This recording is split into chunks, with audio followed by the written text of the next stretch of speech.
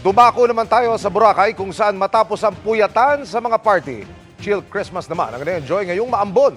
Pero hindi pa rin sila nakalimot sa tunay na diwa ng Pasko. Nakatutok si Kim Salinas ng GMA Regional TV. Kim! Emil, di alintana ng mga turista ang pag-ambon sa isla ng Boracay upang masulit ang bakasyon ngayong Kapaskuhan.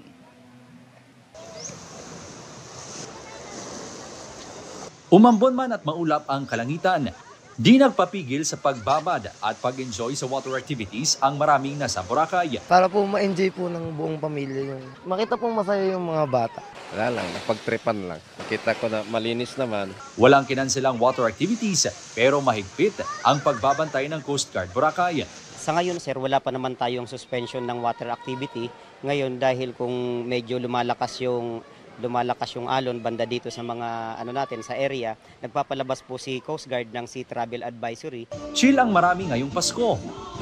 Matapos ang kabi-kabilang night activities sa Bisperas gaya ng fire dancing. I think it's very amazing because in Taiwan, Christmas Eve is not like this. Very crowded and very happy.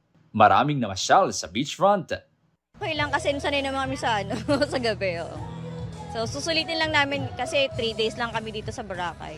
Pero syempre, hindi nakalimot ang marami sa diwa ng Pasko. Kaya dumalo sa misa. Christmas is all about Jesus. I thought it was important during our vacation to come here and worship and do simbang gabi. Generally peaceful ang assessment ng pulisya sa pagdiriwang ng Kapaskuhan sa isla.